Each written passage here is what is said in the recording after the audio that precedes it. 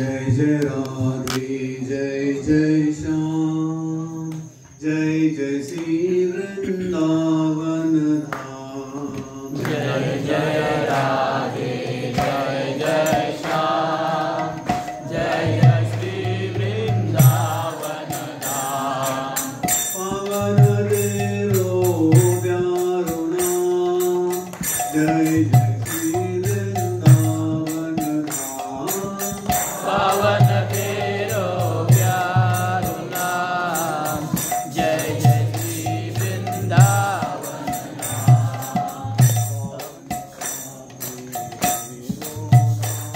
पावन सी बरसानो पवन राधे तेरो नाम पावन श्री बरसानो धाम पवन राधे पावन श्याम पावन श्री वृंदावन धाम पवन राधे पावन श्याम पावन श्री वृंदावन जय श्यामा जय श्यामा श्यामा जय श्यामा जय प्रिय श्यामा जय श्यामा जय श्यामा श्यामा जय श्यामा जय प्रिय श्यामा राधे जय जय माधव गहिरे राधे जय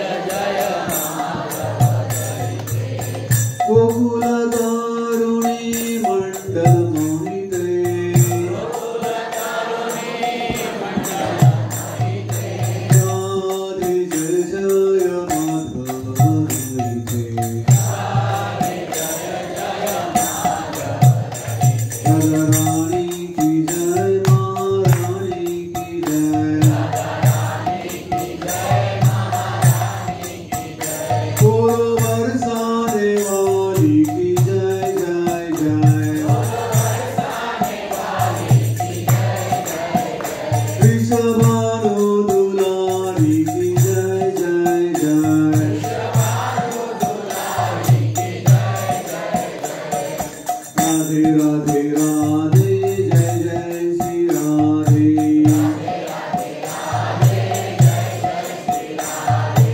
जय जय जय जय जय जय जय जय जय जय श्री राधे जय जय जय जय जय जय जय जय श्री राधे श्री राधे गोपाल भज मन श्री राधे श्री राधे गोपाल भज मन श्री राधे श्री राधे जय जय राधे श्री राधे जय राधे जय राधे जय राधे राधे जय राधे जय Shri Radhe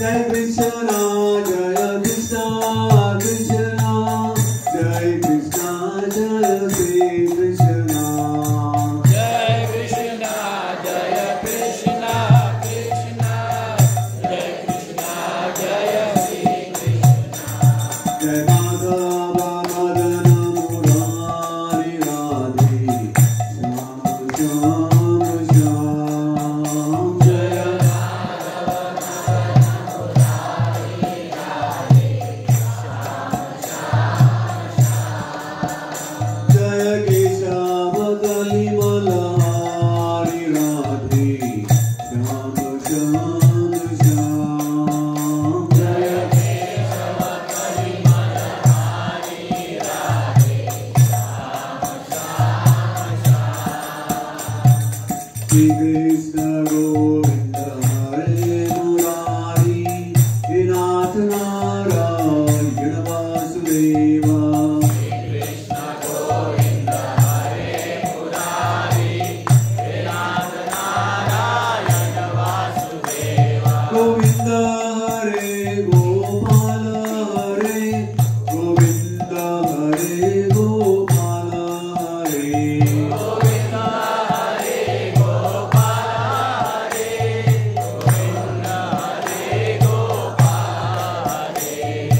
Rama Hare Jai Krishna Hare Jai Krishna Hare Jaya Rama Hare Jaya Rama Hare Jaya Krishna Hare Jaya Krishna Hare Jaya Rama Hare Hari Bol Hari Bol Hari Hari Bol Mukunda Madhava Govinda Bol Hari Bol Hari Bol Hari Hari Bol Mukunda Madhava Govinda Bol Swagatam Krishna Swagatam Krishna Swagatam Krishna Swagatam Krishna Sharanaagatam Sharanaagatam Sharanaagatam Krishna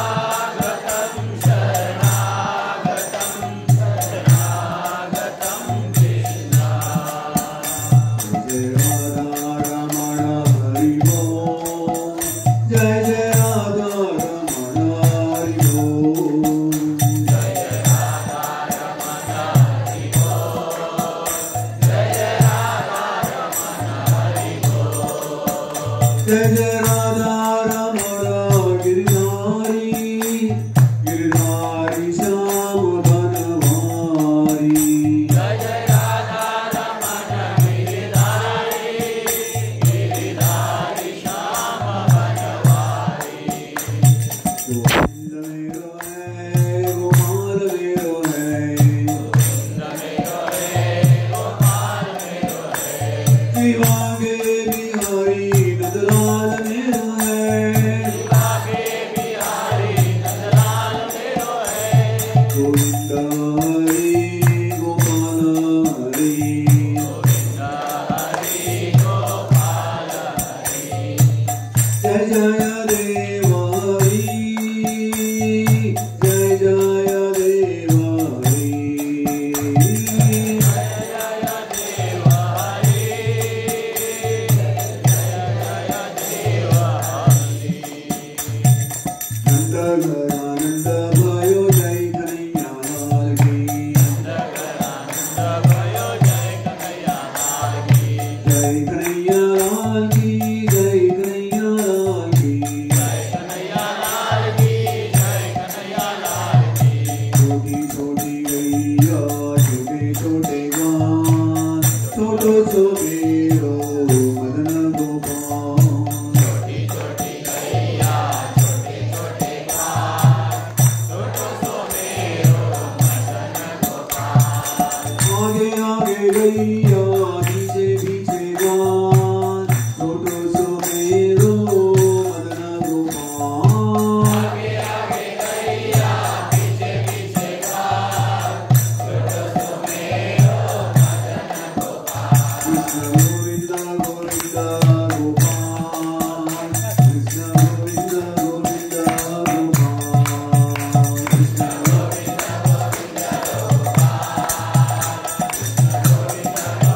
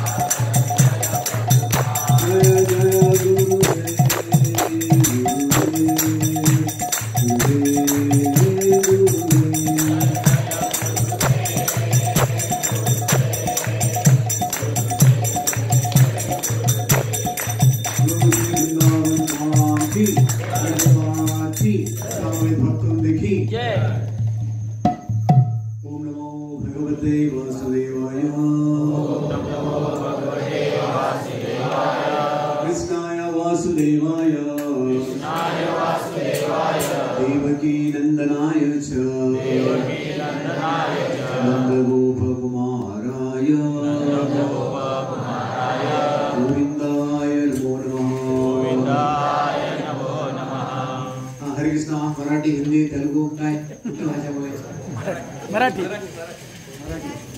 झालंच पाहिजे. महाराष्ट्रामध्ये रहना है तो मराठी बोलना जरुरी आहे, ठीक आहे. चालेल, ओके. तर आता हल्ली आपण जन्माष्टमी वगैरे केला तर आपण बघता की देवकीचे जो अगोदरचे जो 6 मुलं होते त्यांना षडगर्भ नाहीतर षडविकार म्हटलं जातं. तर आपल्यामध्ये 6 विकार आहेत: काम, क्रोध, लोभ, मद, मोह आणि ईर्ष्या. आज सकाळी त्याच्याबद्दल चर्चा केली. तर देवकीचा जो 7वं जो गर्भ होतं ते होते बलरामजी, शंकरषण. तर भगवंताने योगमायाला म्हटलं की तुम्ही काय करा. तेव्हा म्हणजे देवकीच्या गर्भमध्ये बलरामजी 7 महिने होते. तर योगमायाने काय केलं, बलरामजीला देवकीच्या गर्भमधून रोहिणीच्या गर्भमध्ये स्थानांतरित केलं. तर 8व्या मुलाच्या रूपमध्ये भगवंत स्वयं प्रकट झाले होते. तर आपण बघता की जेव्हा वसुदेवला भगवंताने म्हटलं की मला मथुरामधून गोकुळमध्ये घेऊन जावा आणि ती योगमाया तिला इकडे घेऊन या. तर इकडं जेव्हा कंसला कळून आलं की योगमायाने सांगितलं, रे मूर्ख, तू मला काय मारणार, तुला मारणार आहे भगवंताचं कुठेतरी जन्म झालेला आहे. तर कंसने एक अर्जंट मीटिंग बोलवली. आता सगळ्या मंदिरामध्ये बघता आहे की नाही, मॅनेजमेंट वाले मीटिंग वगैरे करतात, काय करतात माहिती नाही. चला, तर कंसने त्यांचे जेवढे पण असुर होते, मिले सुर हमारा तुम्हारा, ठीक आहे. तर कंसने त्यांना म्हटलं आता काय करायचं की मला आता असं म्हटलं की तुला मारणारा जो भगवंत आहे त्याचं कुठेतरी जन्म झालेला आहे, तर आता काय करायचं. तर जे कंस जे ते हे होते त्याचे मंत्री, तर त्यांनी काय म्हटलं की गेल्या 10 दिवसामध्ये जिकडे पण मुलांचा जन्म झाला असेल तर आपण काय करूया, त्यांना मारून टाकूया, फक्त तुम्ही यस म्हणा. तर अशा प्रकारे कंसच्या सांगण्यामुळं त्याचे जेवढे पण राक्षस होते कंसच्या अंडर, ठीक आहे. तर जसं पूतना, बकासूर, आता तर त्यांच्याबद्दल आज आपल्याला संक्षेपमध्ये माहिती देऊ. तर वृंदावनमध्ये जेवढे पण राक्षस आले तर गीतेमध्ये भगवान काय म्हणतात, ये यथा माम प्रपद्यन्ते ताम तथैव भजाम्यहम्. तर जो पण आले होते ते भगवंतांना मारण्यासाठी आले होते. ते सगळे कंसचे सहचर होते, परंतु भगवंताने त्यांनाच मारून टाकले. तर आमचे आचार्य भक्तिविनोद ठाकूर त्यांनी एक पुस्तक लिहिलेलं आहे. तर चैतन्य शिक्षामृत त्या पुस्तकाचं नाव आहे. तर त्यात ते काय म्हणतात, आपण जो भक्ती करतो, आपण भक्ती करताना आपल्या जीवनामध्ये भरपूर काही उथळ पुथळ, आजकाल सगळीकडे पाऊस आहे की नाही, यमुनेमध्ये पण वृंदावनमध्ये पाऊस म्हणजे यमुनामध्ये भरपूर काही पाणी आलेलं आहे. तर अशा प्रकारे आपल्या जीवनामध्ये पण भक्तीमध्ये पण भरपूर काही बाधा येणार आहेत येतील. तर त्यातून आपण कसं बाहेर पडू शकतो ते आपल्याला कळून आलं पाहिजे. जसं आपण डॉक्टरकडे जातो, काय सगळ्यांनाच एक प्रकारची बिमारी होत नाही, तर डॉक्टर प्रत्येक मरीजला बघून त्याला काय बिमारी आहे ते औषध सांगतात. तशाच प्रकारे जो वृंदावनमध्ये जो पण असुर आले तर त्यांना कृष्ण आणि बलरामजींनी मारलं, तर त्यांच्यामध्ये काय काय हे होत्या म्हणजे बिमारी, त्यांच्यामध्ये काय अनर्थ होते, तर त्यांच्याबद्दल मी आज संक्षिप्तमध्ये सांगणार. म्हणजे हे अंग्रेजी इंग्लिशमध्ये म्हणतात आईस ऑफ द टिप.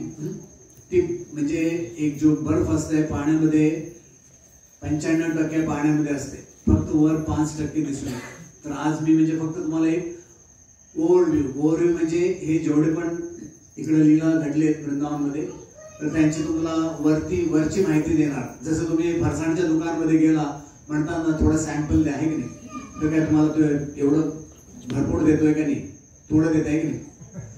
तर आज तुम्हाला म्हणजे थोडक्यात सांगू तर वृंदावनच्या लीलामध्ये जसं भक्तिविनोद ठाकूर काय म्हणतात, भगवंत आपल्याला एक हे द्यायले इंडिकेशन.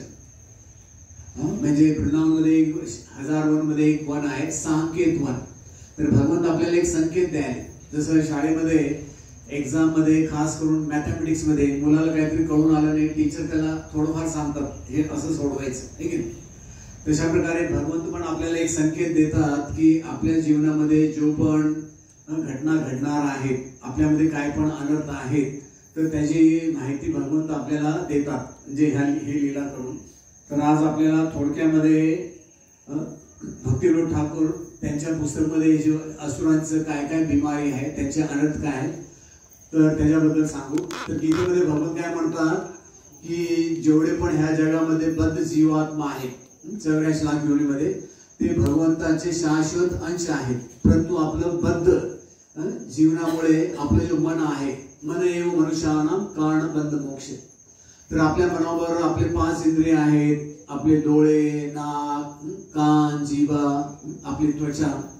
तर आपण ह्या जगामध्ये एक आपलं एक हे चाललंय काय कर्षती म्हणजे काय, म्हणजे आपलं एक स्ट्रगल. मराठीमध्ये काय म्हणतात स्ट्रगल म्हणजे संघर्ष. तर ह्या भौतिक जगामध्ये काय सगळ्यांचा एक संघर्ष चाललेला आहे, ठीक आहे. इंग्लिशमध्ये एक म्हणणं आहे survival of the fittest. Survival of the fittest म्हणजे जो व्यक्ती शक्तिशाली आहे तो जगू शकतो. तर अशाच प्रकारे हे जो अनर्थ आहेत त्यातून आपण बाहेर कसं पडू शकतो तर त्याची आपल्याला थोडक्यात माहिती देऊ. तर प्रभुपाद काय म्हणतात की जोपर्यंत भक्तीमध्ये शुद्ध भक्ती प्राप्त होत नाही, अनर्थ निवृत्तीच्या स्तरावरती आपण येत नाही, तोपर्यंत आपण भक्तीमध्ये पुढं जाणार नाही. तर भगवंताची जो लीला आहे त्याला नैमित्तिक लीला म्हटलेलं आहे. ह्या भौतिक जगामध्ये जो भगवंत लीला करतात, जो वृंदावनमध्ये लीला करतात त्याला म्हटलं जातं नित्य लीला.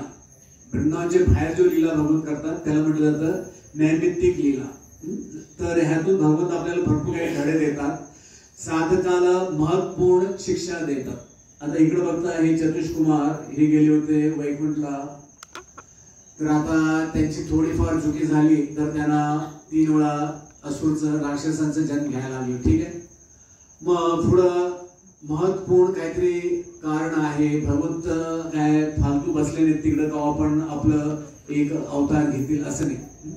तर काय महत्वपूर्ण कारणासाठी भगवंत अवतरित होतात. मग भक्तीचं जे महत्व आहे ते सिद्ध करण्यासाठी फक्त आपण शुद्ध भक्तीने, भक्त्या तो अनन्य शक्य, केवळ भक्तीनेच आपण भगवंतांना आपल्या वशीने तर आपल्या म्हणजे बंधनामध्ये आणू शकतो.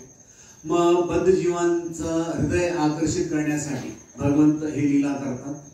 मग भक्ताबरोबर प्रेम भक्तीचं आदान प्रदान करण्यासाठी आणि अचिंत्य शक्ती प्रदर्शित करण्यासाठी. आपल्याला कसं कळून येणार की भगवंतामध्ये अचिंत्य शक्ती आहे, तर इकडे बघता की भगवंत त्यांना एक खडा उचलायला होईना, परंतु तेच भगवंत 7 दिवस रात्र गिरिराजी पण ते धारण करू शकतात. तर अशा प्रकारे आपण बघता की भक्तीमध्ये आपण जेव्हा येतो आपल्याला थोडं सावधान असलं पाहिजे. जेव्हा आपण ड्रायव्हिंग करतो रोडवरती एक लिहिलेलं असतं ना, नजर हटी तो दुर्घटना घटी. तर अशा प्रकारे भक्तीमध्ये आपण जो जप करतो तर आपल्याला म्हणजे सावधानीने जप केलं पाहिजे, नियमित जप केलं पाहिजे. तर भक्तीमध्ये आपल्याला म्हणजे अपराधांमधून मुक्त व्हायचं प्रयास केला पाहिजे. तर भक्तीची सुरुवात एकदम खुशीने होत आहे की नाही. तर जेव्हा कोणाचं लगीन वगैरे होत आहे की नाही, आज मेरी यार की शादी आहे की नाही, तर सगळं एकदम धूमधाम आहे की नाही. परंतु थोड्या दिवसानंतर काय होतंय, तू माय नाही की नाही, नवऱ्या बायकोचं मग नंतर भांडण चालू आहे की नाही. तर तशाच प्रकारे यांत्रिक भक्ती, यांत्रिक जप, तर ह्यातून म्हणजे आपलं खरी भक्ती होणार नाही. थोडे लोक कुकिंग करतानाच भक्ती करतात, आपलं जप करतात, टीव्ही बघतात, मार्केट हे ते. माझा एक ड्रायव्हर होता, जेव्हा मी मुंबईवरून पुण्याला यायचो, पुणा यात्रा, तर तो काय करायचा, मुंबई ते पुणा यायला 1-2 तास लागायचे. एका हातमध्ये स्टेरिंग, एका हातमध्ये जप माळा. म्हणायचा माझे 16 माळा झाले, आता मी जेवण करून झोपणार. माझं ड्रायव्हिंग पण झालं, जपा पण झालं, असं नाही. तर जेवण करताना आपण दुसरं काय काम करतो काय नाही, जास्तीत जास्त थोडं फोनवरती बोलू शकतो. आजकाल मॅनेजमेंट लोक तसेच करतात, जेवताना बोलायचं, बोला ऐकतो. तर आजकाल अमेरिकामध्ये डॉक्टर एवढे व्यस्त आहेत, ते पेशंटकडे बोलत नाहीत. पेशंटला म्हणतात की तुम्ही मेसेज पाठवा. आणि आजकाल ते सेंटर्स असतात, कुठले सेंटर म्हणतात, कॉल सेंटर, ते लिहून मग डॉक्टरला म्हणतात पेशंट काय म्हणतोय बघा. चला, तर जेव्हा आपण श्रवण पण करतो तर आपल्याला हे माहिती असलं पाहिजे की पाखंडी कथाकार पण असतात, त्यांच्याकडून आपल्याला श्रवण नाही केलं पाहिजे. ठीक आहे. तर ते आपल्याला भक्तीमधून दिशाभूल करू शकतात. तर भक्तीमध्ये धर्म अर्थ काम बद्दलच आपल्याला सांगतात. मग रासलीला, गीता भागवत मध्ये 10व्या स्कंदमध्ये 5 रस पंच अध्याय आहेत, त्यांच्यावरती जास्ती कथा करतात. मग एक आध्यात्मिक मनोरंजन. आध्यात्मिक मनोरंजन म्हणजे कथा ना, म्हणजे लोकांना एक भाऊक करतात. भाऊक म्हणजे कथा ना, की त्यांना म्हणजे असं वाटलं पाहिजे की त्यांना एक भाव विभोर करण्यासाठी भाऊक काहीतरी कथा सांगतात. मग पुढं भौतिक जगामध्ये सुखी राहण्याचं आपल्याला एक म्हणजे एक हे देतात, म्हणतात की ह्या जगामध्ये आपण सुखी राहू शकतो. तर अशा प्रकारे प्रभुपादजी काय म्हणतात की जो खास करून ह्या भौतिक जगामध्ये असे लोक आहेत जो फक्त आपलं व्यवसाय, आपलं घर परिवार चालवण्यासाठी भागवत करतात. जसं सापाला किती पण दूध पाजलं तर आपल्याला काय, सापाकडून आपल्याला काय अमृत भेटणार नाही, ते आपल्याला विषच प्राप्त होणार आहे. तशाच प्रकारे तर ह्या भौतिक जगामध्ये जो आपलं स्वतःचं घर परिवार चालवण्यासाठी भागवत कथा करतात त्यांना प्रोफेशनल कथाकार म्हणतात. तर असल्या कथाकारकडून किती पण कथा ऐकलो आपलं काय आपल्यात परिवर्तन होणार नाही. तर महाराष्ट्रामध्ये प्रत्येक गावामध्ये लोक लाखोमध्ये पैसे खर्च करतात आणि 7 दिवसानंतर तुम कहा हम कहा, भागवत कथाकार कहा, आहे की नाही. सगळे आपल्या गावी. ठीक आहे, असं करून काय उपयोग नाही. तर आपलं भक्तीमध्ये काय होणार, हळूहळू उत्साह कमी होणार. अगर आपण जसं गाडी ड्रायव्हिंग करतो, गाडीच्या टायरमध्ये चांगली हवा असली पाहिजे, पेट्रोल टंकी फुल असलं पाहिजे ना, उत्साह निश्चय धैर्य. तर अशा प्रकारे भक्तीमध्ये आपलं उत्साह नसेल तर आपण काय करणार, अपराध करणार. ठीक आहे.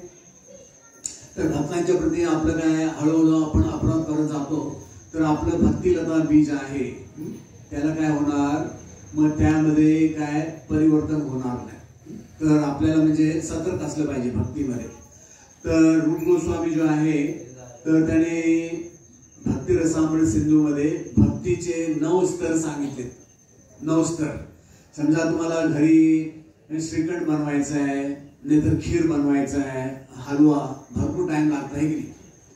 जसं आपल्याला ऊसापासून शुद्ध मिश्री माहिती आहे, आजकाल कोणाला माहितीच नाही, सगळं फॅक्टरी मधून येते. तर ऊसाला चांगलं तयार झालं त्याला रस काढतात, गरम करतात, त्यातून काकवी, नंतर गुळ होतंय, मग त्या गुळाला मटक्यामध्ये बंद करून जमिनीमध्ये पुरतात, मग ते क्रिस्टल होते. क्रिस्टल म्हणजे खडीसाखर होते, त्याला शुद्ध मिश्री म्हणतात. तर ते अलग अलग स्तर आहेत. ठीक आहे. तशाच प्रकारे भक्तीमध्ये पहिला जो स्तर आहे तर श्रद्धा, आदो श्रद्धा तथा साधू संग तथा भजन क्रिया तथा अनर्थ निवृत्तीशा. मग पुढं निष्ठा, रुची, आसक्ती, भाव, प्रेम, भक्ती, हे 9 स्तर आहेत. तर आता हे सगळं सांगायला गेलं तर टाइम जाणार. तर हे बघा 9 स्तर काय आहे बघा. श्रद्धा, भक्ती मार्ग मध्ये पूर्ण विश्वास ठेवणे, मग निरंतर भक्त संग करणे, मग भजन क्रिया, भोजन क्रिया नाही भजन क्रिया. 16 माळा. किती लोक 16 माळा करता? हा, मेजून 16च लोक आहेत, जास्ती नाही. ओके. आयाराम, खायाराम, गयाराम. ठीक आहे. मग अनर्थ निवृत्ती, त्यातून काय होणार? जसं आपण औषध घेतो आपली बिमारी दूर होणार. मग निष्ठा, भक्तीमध्ये निष्ठा, रुची, मग भगवंताप्रती आसक्ती, मग भाव भक्ती, मग प्रेम भक्ती. जसं एक विमान जेव्हा जमिनीवरून आकाशमध्ये उडत आहे, पहिला गडगड गडगड गडगड करत आहे, एक वेळा आकाशमध्ये उडलं मग ते स्थिर होत आहे की नाही. तसंच भक्तीमध्ये भावभक्ती परत आलो तरी आपलं पतन व्हायचं संभावना होऊ शकते. जसं भरत महाराज होते. परंतु जेव्हा आपण शुद्ध भक्तीमध्ये स्थिर होतो, जसं हरिदास ठाकूर वगैरे, तर त्या स्तरावरती जोपर्यंत आपण येत नाही आपली भक्तीमधून केव्हा पण आपलं पतन होऊ शकते. ठीक आहे. तर आज आपल्याला वृंदावनमध्ये जो पण असुर आले होते, जो कंसने पाठवले होते कृष्ण भगवंतांना मारण्यासाठी, तर सगळ्यांची बिमारी काय आहे ते संक्षिप्त मध्ये सांगू आणि नंतर ते आपल्या पूर्ण जीवनामध्ये, ते राक्षस पूर्ण जीवनामध्ये काय होते तर त्यांच्याबद्दल माहिती देऊ. आता पूतना आली होती. पूतना म्हणजे ढोंगी गुरु, हा एक व्यक्तीचं आपलं दूषित मनचं प्रतीक आहे. तर भगवंत किती दिवसाचे होते जेव्हा पूतना आली होती? तुम्ही कोण नव्हता काय भगवंताच्या लीलामध्ये, प्रकट लीलामध्ये? तुमच्यामध्ये कोण नव्हतं? गोकुलमध्ये कोणी नाही था? चला. हा, तर भगवंत 7 दिवसाचे होते. पूतना जेव्हा आली तर भगवंत 7 दिवसाचे होते. किती दिवसाचे होते? हा. तर 7 दिवसाचं मूल कसं असतंय? काय करू शकतंय? काय निश्चय काय करू शकत. तर आपलं जो मन आहे ढोंगी आहे. मन एव मनुष्यानां कारण बंध मोक्षे. तर गीतेमध्ये भगवंतांनी मनाबद्दल भरपूर काही सांगितलेलं आहे. अर्जुन पण भरपूर काही जिज्ञासा केलेला आहे. तर पूतना आपलं रूप बदलून आली होती. तर एक फार सुंदर अप्सरेच्या रूपमध्ये आली होती दूध पाजवायला. ठीक आहे. तर अशा प्रकारे आपलं जो मन आहे, आपल्या मनामध्ये संकल्प विकल्प चांगलं वाईट भरपूर काही, आपल्या मनामध्ये दररोज 80,000 विचार येतात. किती? 80,000. हा, 1-2 नाही. आपल्या मनामध्ये सकाळी उठल्यापासून रात्री जोपर्यंत झोप येत नाही 50 ते 80,000 आपल्या मनामध्ये विचार येतात. तर पूतना म्हणजे संक्षिप्त मध्ये आता सगळ्यांचाच बिमारी सांगायला गेलं तर एकदम डिटेल मध्ये करायला गेलं तर मला 21 दिवस लागतील. आता तुमच्याकडे माझ्याकडे पण एवढं टाइम नाही. हा कलियुग आहे, सगळे फास्ट फॉरवर्ड. हरियप हरियप बरियप हरि बरियप. तर संक्षिप्त मध्ये पूतना म्हणजे ढोंगी गुरु, एक व्यक्तीचं आपलं दूषित मनचं प्रतीक आहे. ठीक आहे. दुसरं बघा, शकटासूर. हा म्हणजे बैलगाडीमध्ये लपून आला होता. म्हणजे वाईट आदत, काय म्हणता, व्यसन, वाईट व्यसन आणि आळशीपण त्याचं प्रतीक आहे. कवा कवा ते बैल हळू चालतात. ठीक आहे. तर वाईट म्हणजे आदत म्हणजे काय? भक्तीमध्ये आल्यावरती पण आपण तंबाखू, चाय हे ते चालूच असतं. हे की नाही, सोशल मीडिया हे ते. तर त्यातून आपल्याला बाहेर पडलं पाहिजे. तर नाहीतर आपली भक्ती काय, भक्तीमध्ये पुढे काय प्रगती होणार नाही. ठीक आहे. तर शकटासूर जो आहे, वाईट आपले जो हे आहे, आपलं वागणूक आहे, आळशी पण आहे, तर त्यातून आपल्याला बाहेर पडलं पाहिजे. तिसरं जो असुर आलं होतं ते होता तृणाव्रत. हा म्हणजे एक भवंडरच्या रूपमध्ये आला होता. ठीक आहे. तर भौतिक ज्ञान द्वारा निर्माण झालेला अहंकार आणि त्याच्या उपरांत तार्किक तत्वज्ञानला जन्म देतो. तर आजकाल सगळ्याला वाटते की माझ्या मुलाने इंजिनियर, डॉक्टर हे ते बनलं पाहिजे. हे भौतिक ज्ञान आहे, आध्यात्मिक ज्ञान नाही. कधी नाही. आध्यात्मिक ज्ञान म्हणजे काय? मी हे शरीर नव्हे, मी आत्मा आहे. तर आजकाल मुलांना आपण जेवढं जास्त शिक्षण देतो तर तेवढेच ते नास्तिक होतात. काय होतात? हा, ते तर्क देणार. हे कशाला, हे असं का, हे तिला कशाला लावलं पाहिजे, चरणामृत घेतलं गरज आहे काय, प्रसाद भोग लावायची गरज आहे काय. तर त्याला म्हटलं जातं तार्किक ज्ञान, तत्वज्ञान. म्हणजे जसं भारतामध्ये पण भरपूर लोक आहेत ते म्हणतात अंधश्रद्धा निर्मूलन. ते म्हणतात की तुम्ही हे जो काय करता हे सगळं अंधश्रद्धा आहे, दीप दाखवायचं, फटाकडे वाजवायचं, हे ते अंधश्रद्धा. तर असे पण मूग लोक आहेत. ठीक आहे. तर तृणावरचं जो हे आहे, तर आपण जेवढं जास्ती शिकतो तेवढं जास्ती आपण नास्तिक होणार आजच्या जगामध्ये. तर आजच्या जगामध्ये 70% लोक जो PhD ज्यांनी केलेला आहे, तर ते लोक 70% लोक नास्तिक आहेत. कळते की नाही? 10 मध्ये 7 लोक समजा नास्तिक. तर जेवढं एक व्यक्ती शिक्षण शिकतो, भौतिक शिक्षण, तर तेवढं तो नास्तिक होणार आहे. ठीक आहे. मग पुढं आहे नलकुबेर मणिग्रीव. तर नारदनाई ह्यांना श्राप दिलं होतं. हे कुबेरचे 2 मुलं होते. तर ज्या व्यक्तीकडं धन आहे, सुंदरता आहे, उच्च कुलमध्ये जन्म आहे आणि भौतिक ज्ञान आहे, तर असं लोकांना काय वाटत आहे की हमसे बडकर कोण. तर आज ह्या जगामध्ये असे भरपूर लोक आहेत जो हिरो आहेत, बिझनेसमॅन्स आहेत. तर जो पण असू द्या, तर त्यांना काय वाटतंय की आपल्याला काय भगवंताची काय गरज नाही. त्यांना वाटतंय की सगळं काही मी माझ्या मेहनतीने सगळं काही कमवलेलं आहे. तर नलकुबेर मणिग्रू जे आहेत ते कैलाशमध्ये नग्न अवस्थामध्ये होते आणि एकदम टाईट होते. टाईट म्हणजे कधी ना सगळ्यांना ओके. तर नारदजी असे कोणाला श्राप देत नाही. ते बघितलं स्पेशल कॅटेगरी आहे. तर नारदजीने म्हटलं ठीक आहे, निर्वस्त्र व्हा, झाड व्हा. तर भगवंताने दोघांना मुक्त केलं. तर हे म्हणजे खूप संपत्ती, ऐश्वर्य, मधांत म्हणजे माणसाला कळूनच येत नाही की तो काय करायला, आंधळ होऊन जातं. हे काम, क्रोध, लोभ, मद, मोह आणि मत्सर ह्यातून पण एक व्यक्ती मधांत होऊ शकतो. ठीक आहे. मग नंतर आहे वत्सासूर. बालिश वृत्ती, लोभ, भांडण, तंटे करणे हे लक्षण आहे. ठीक आहे. तर आता गाईचं जे वासूर असतंय ते लोभ, जास्ती दूध पिलं राहील तर त्याला काय लागणार, हागवण लागणार. ठीक आहे. आणि ते गाईचं वासूर काय दुसऱ्या वासराला जाऊन एकदम हे दाखवत आहे काय दम, हे की नाही. तर अशा प्रकारे बालिश वृत्ती म्हणजे जास्ती उडी मारतंय. तर भक्तीमध्ये पण असे भरपूर लोक आहेत, ते भरपूर काही उडी इकडे तिकडे उडी मारतात, एकाकडे स्थिर नसतात. आणि जो आहे भांडण, काय पण झालं थोड्या गोष्टीमध्ये भांडण करणे. तर हे वत्सासूरचं अनर्थ आहे. ठीक आहे. मग पुढे बघा बकासूर. कपट नीती, धोकेबाजी, भ्रष्ट आचरण हे म्हणजे ह्याचं अनर्थ आहे बकासूरचं.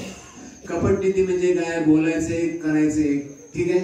धोकेबाजी, बगळा आपण बघता एकदम सफेद असतोय, असे योगी सारखं एका पायावरती उभा राहतोय, परंतु त्याचं लक्ष काय आहे, केव्हा मोठा मासा येणार. बारीक माशाला काय करत नाही, जसा मोठा मासा आला त्याला खाऊन टाकणार. तर भ्रष्ट आचरण म्हणजे चांगले कपडे घालून जसं पोलीस वगैरे ते घेतात ना अंडर द टेबल. भ्रष्ट आचरण म्हणजे एकतर युनिफॉर्म मध्ये आहे आणि आचरण बेकारचं आचरण. तर ते हे बकासूरचं अनर्थ आहे. मग पुढं अघासूर. दुसऱ्यांच्या प्रती क्रूरता आणि हिंसक वृत्तीचा स्वभाव.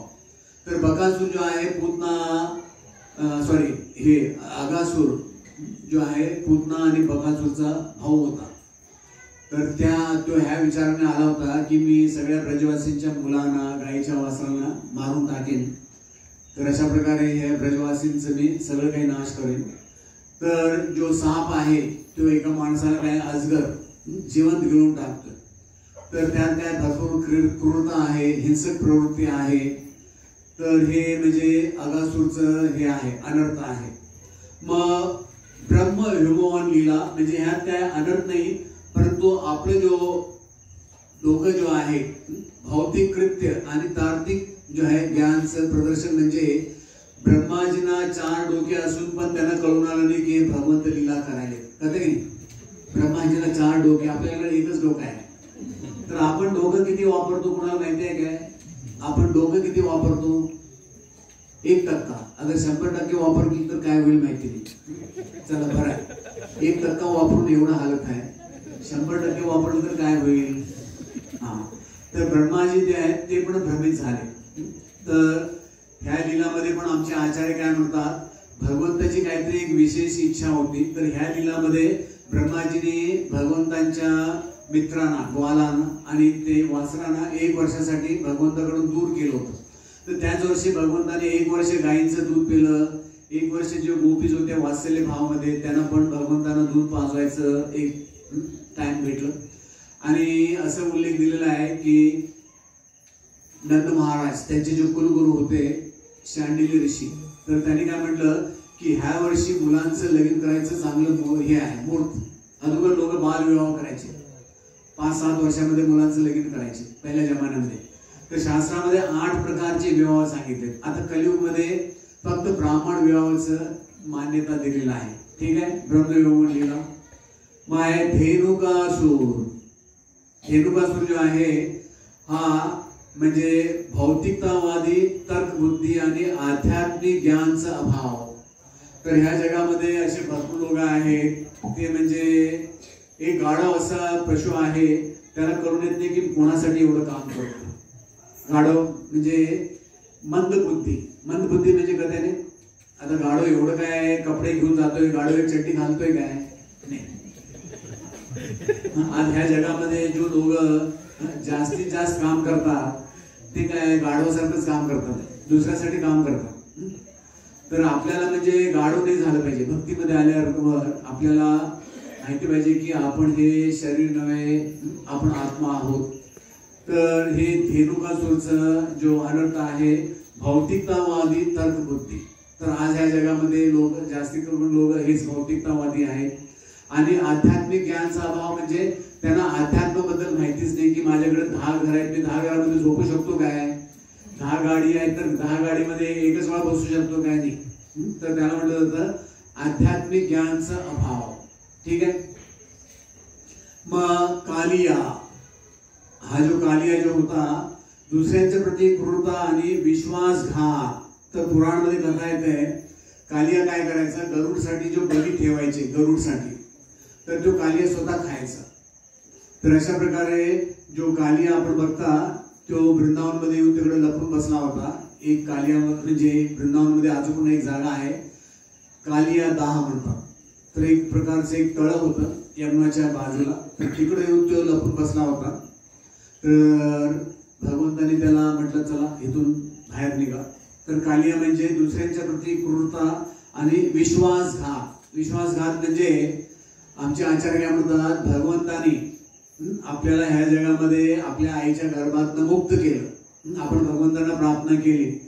आपण काय म्हणतो भगवंतांना मी जसं बाहेर आलो भगवान आईच्या गर्भातनं मी तुमची भक्ती करेन.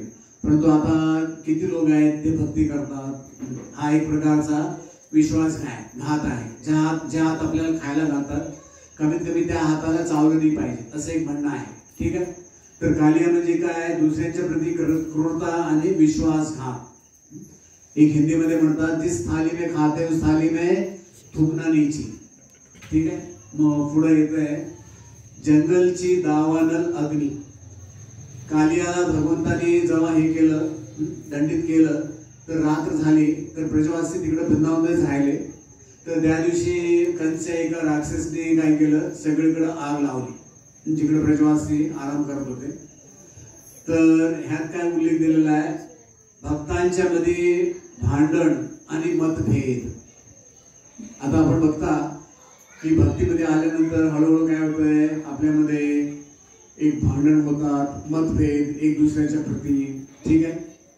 तर हे म्हणजे आपलं म्हणजे भक्तीमध्ये कृपाजी म्हणायचे आपल्याला बाहेरून काय आपल्याला समस्या नाही, आतमधून समस्या आहे. ठीक आहे.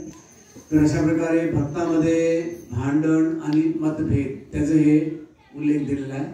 मग प्रलंबासूर एक कंसा राक्षस आला होता. तो एक ग्वाला एक लहान मुलाचं रूप धारण करून आला होता. तर सुखाला स्वतःसाठी जो आहे तो भौतिक कामना आणि 3 प्रकारचे कामवासना म्हणजे पूजा लाभ प्रतिष्ठा. तर भौतिक जगामध्ये आपण बघतो आजच्या जगामध्ये लोक जास्त करून त्यांना शारीरिक सुख पाहिजे. शारीरिक सुख म्हणजे सकाळी उठल्यापासून रात्री झोपेपर्यंत खात राहायचं. तर असं बघायला गेलं तर आयुर्वेदमध्ये म्हटलेलं आहे की जो व्यक्ती 1 वेळा खातो त्याला योगी म्हणतात, जो 2 वेळा खातो त्याला काय म्हणतात भोगी, तर जो 3 वेळा खातो त्याला म्हटलं तर रोगी. आता तुम्ही आपलं स्वतःचा एक सर्वे करून बघा, जो व्यक्ती 3 वेळापेक्षा जास्ती खातो त्याला महारोगी म्हणतात. काय म्हणतात? महारोगी. तर मी एक वेळा गोव्यावरून तिकडे चाललो होतो मुंबईला. तर मी ज्या ट्रेनमध्ये बसलो होतो, एक 7-8 वयोवृद्ध माताजी आल्या. तिथे गोव्याला कशाला गेले होते माहिती नाही. तर एका बाईने काय म्हटलं, एका बाईने एक ज्ञान दिलं बाकींना, मंडळींना. त्यांनी काय म्हटलं, बघा आपल्याला प्रत्येक 2 तासाला खाल्लं पाहिजे आणि आपलं जे औषध आहे ते पण खाल्लं पाहिजे.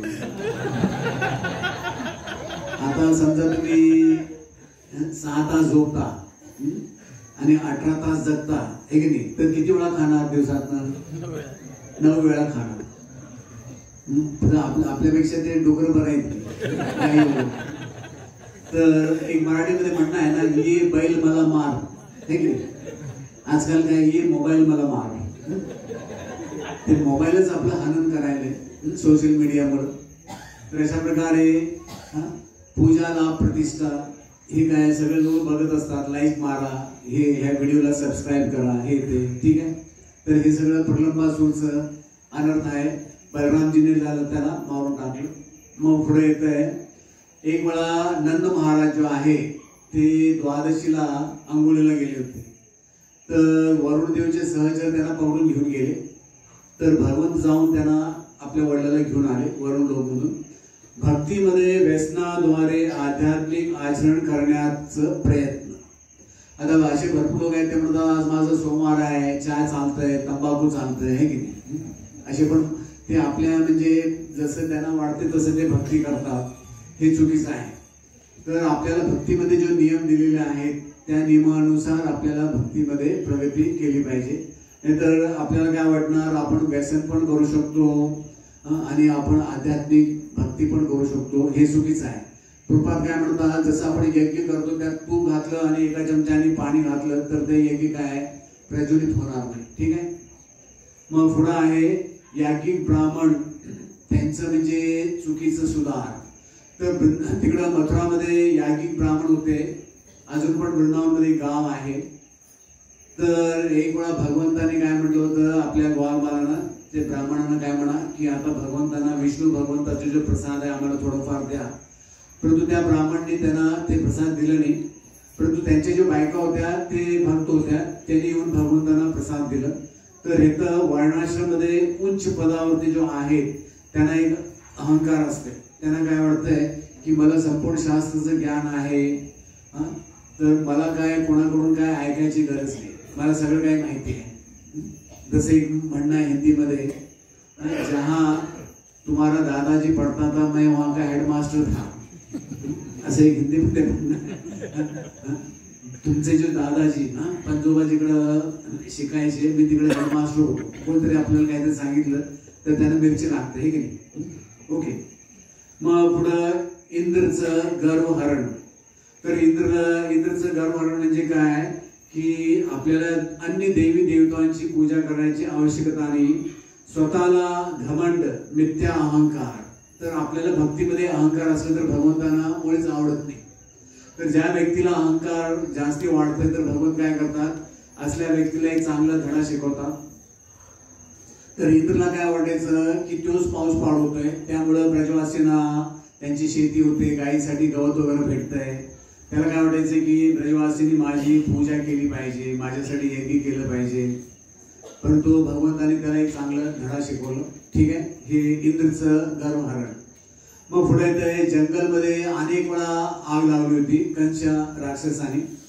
धार्मिक मूल सिद्धांचं भंग करणे आणि नास्तिक लोकांचं त्यांच्याबरोबर मतभेद. तर भक्तीमध्ये आपण बघता की भरपूर लोक त्यांना काय वाटतंय की हे जो नियम आहेत ते अलग अलग युगामध्ये आहेत. आता कलियुगमध्ये हे काय आपल्याला नियम लागू होत नाही.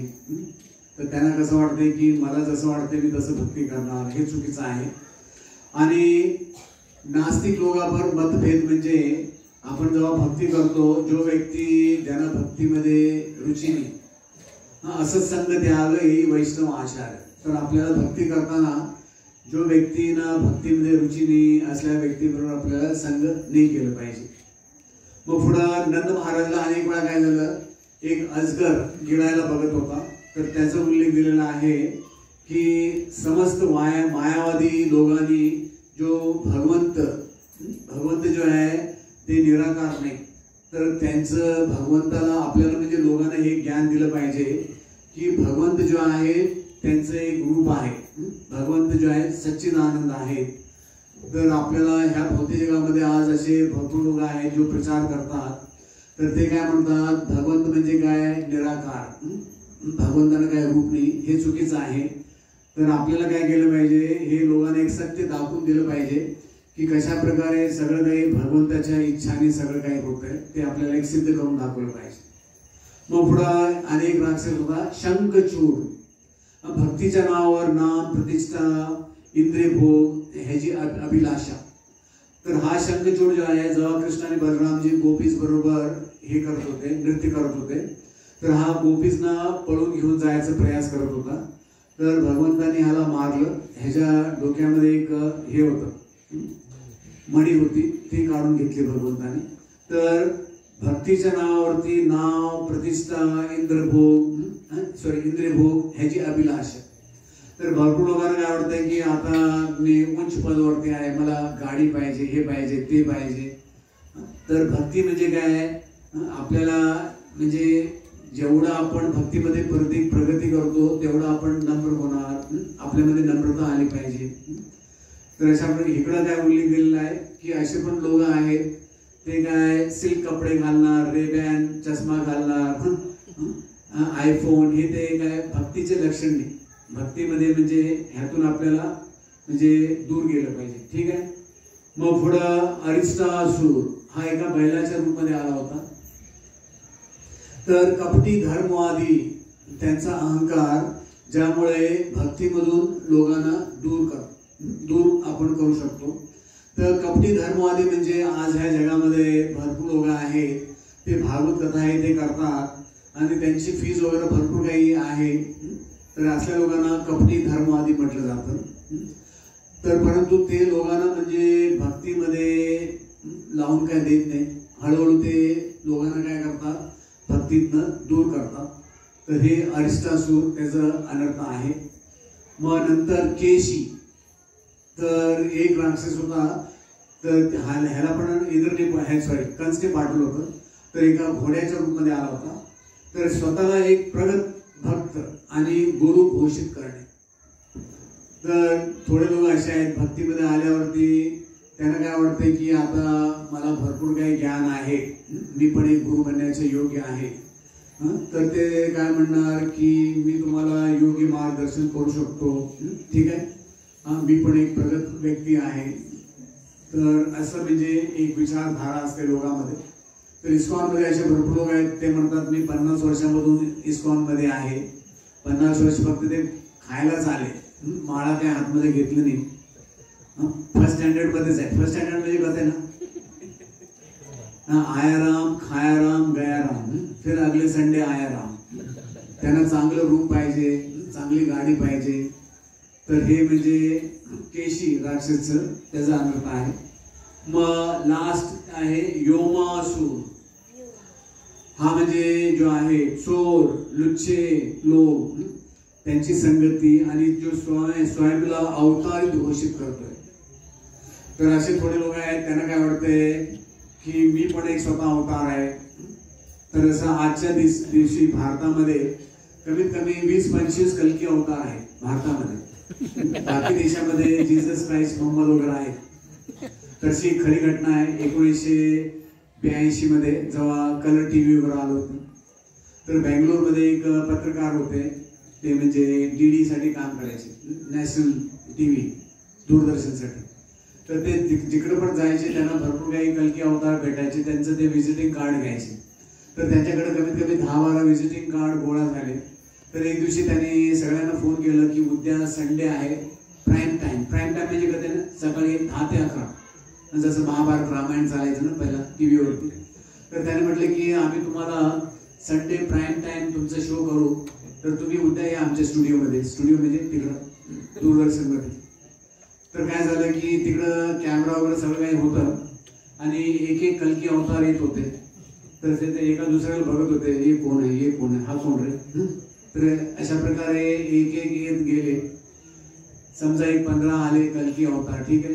मग हे पत्रकार आले, तर त्यांनी काय म्हटलं की बघा आता तुम्ही सगळे कल्की भगवंत आहात, तुम्ही मान्यता देतो, परंतु मी एकट्याचाच इंटरव्ह्यू घेणार. आता तुम्ही सगळे मिळून एक निर्धार करा, निश्चित करा की तुमच्यामध्ये खरा कल्की कोण. आता समजा 10 कुत्र्यामध्ये एक पोळी घातलं तर ते कुत्रे का वाटून खाणार काय नाही. तर तिकडे काय झालं, ते सगळे आपलं रूप दाखवायला लागले. तर एका दिवसाचं पॅन्ट फाड, शर्ट वड, हे की नाही, गाडी येते. तर ते त्याचं त्यांनी लाईव्ह टेलिकास्ट केलं. लाईव्ह टेलिकास्ट म्हणजे लोकांना दाखवलं, बघा हे आमचे भारतीय कल्की अवतार आहेत, हे तुमचं काय उद्धार करणार. असं कल्की अवतार यायला कमीत कमी 4,27,000 वर्ष अजून बाकी आहे शास्त्राच्या अनुसार.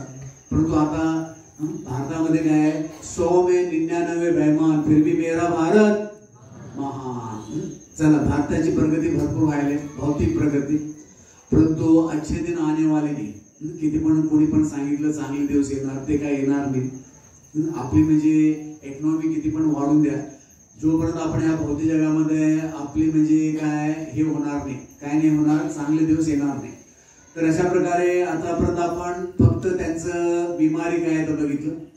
तर आता ते पूर्वजन्ममध्ये काय होते संक्षिप्तमध्ये त्याचं वर्णन करतो. तर पूर्वजन्ममध्ये जो आहे ती बली महाराजची मुलगी होती रत्नमाला.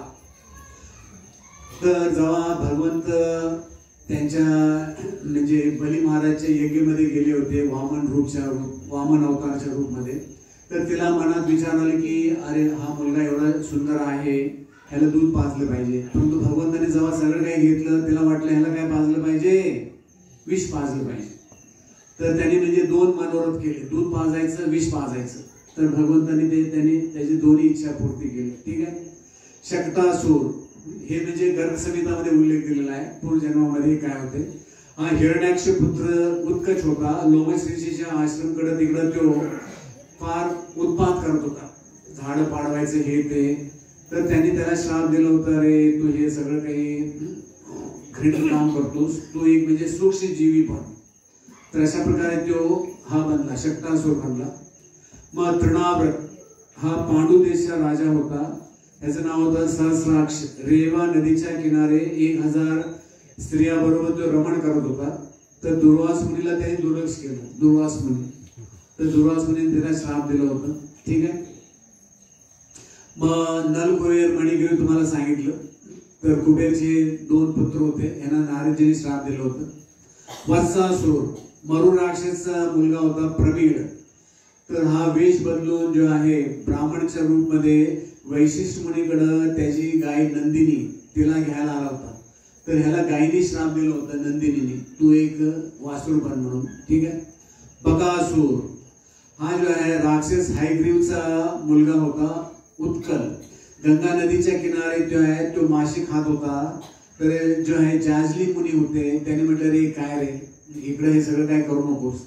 त्याने म्हटलं मेरी मर्जी. तर त्याने म्हटलं ठीक आहे, तुला मासे खायचं बघा पण. तर त्या जाजली मुनीने त्यांना पहिल्या जमान्यामध्ये काय होतं की श्राप जो पण द्यायचे तुरंत लागायचं. हा आता कलियुगमध्ये लागत नाही, बरं आहे. नाही तर आपण इकडे नसलो, इकडे कोणच उपस्थित नसलं. तर हे आहे बकासूर. अगासूर शंखचूडचा जो पुत्र होता अघा जो आहे फार सुंदर होता दिसायला. तर एक वेळा त्याने काय केलं, अष्टावक्र मुनीला बघून म्हणजे एकदम काहीतरी टीका केला असणार. तर अष्टावक्र मुनी म्हटलं अरे वा, तुला स्वतःच्या सौंदर्यावरती एवढं घमंड आहे, तू एक अजगर बन. तर अशा प्रकारे तो अजगर बनला. तर ब्रह्माजीचं आपल्याला सांगितलं. धेनुकासूर बली महाराजचे पुत्र होते साहसिक. तर गंधमादन पर्वतावरती 10,000 बायांना घेऊन तो जोरदार काय डीजे काय लावलं होतं मला माहिती नाही. तिकडे दुर्वास मुनीचं ध्यान तुटलं. त्याने म्हटलं ए गाढवासारखं का आवाज करता, का बसा. त्याने म्हटलं हे स्वतंत्र हा माझा जन्मसिद्ध अधिकार आहे, मेरी मर्जी. तर त्याने म्हटले अरे वा तेरी मर्जी, सगळे गाढव बना. तर ते सगळे 10,000 ते गाढव बनले, ठीक आहे. चला कालिया तो पूर्वजन्मामध्ये एक ऋषी होता. वेदशीर नावाचा मुनी होता. विंध्या पर्वतमध्ये तपस्या करायचा. तिकडे एक अश्वशीर नावाचे ऋषी आले. ते पण तपस्या करायला आले.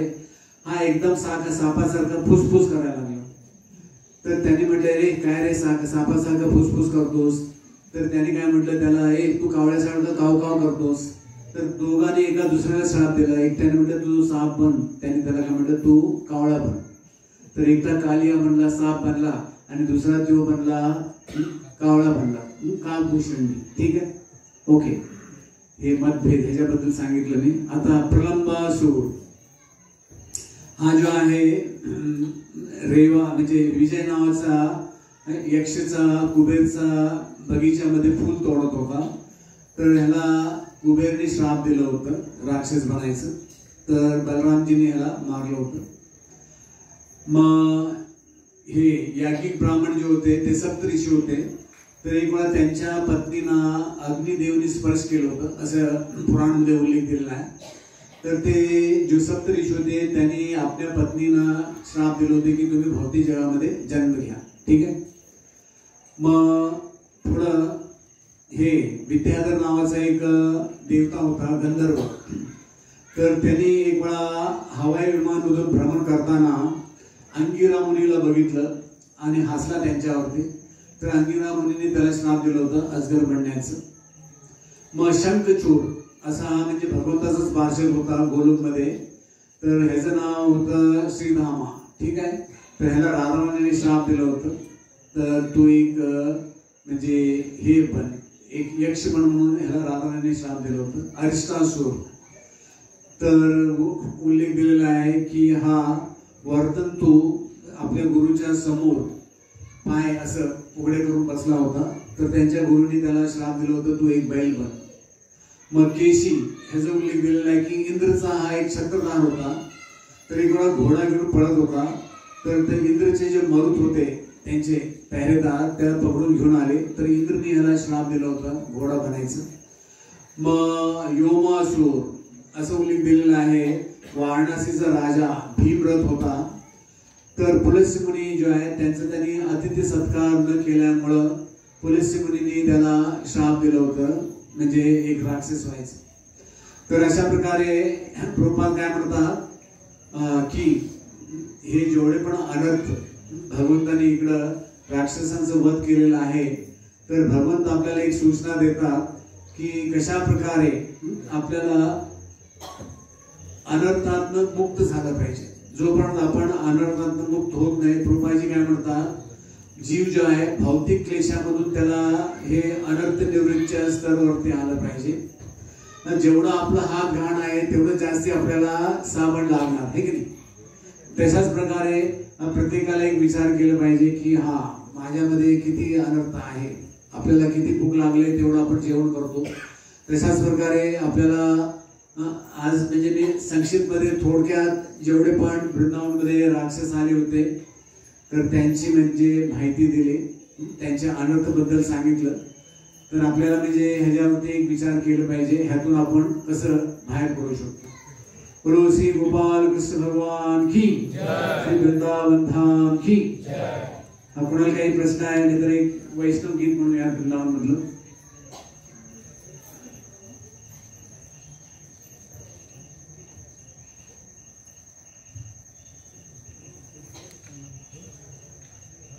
हाँ है, टाइम है भजन. हाँ हो.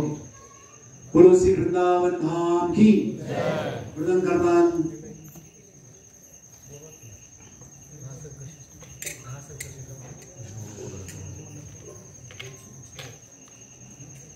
नंद घरानंद भयो जय कन्हैया लाल की.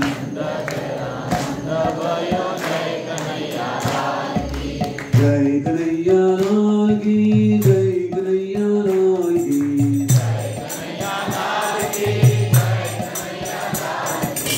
आदि दीदी घोड़ा दीदी और दीदी बार की.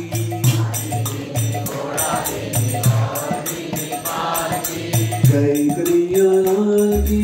जय कन्हैया लाल की.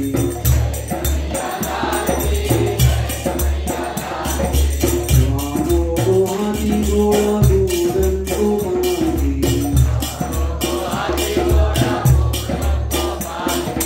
जय कन्हैया लाल की.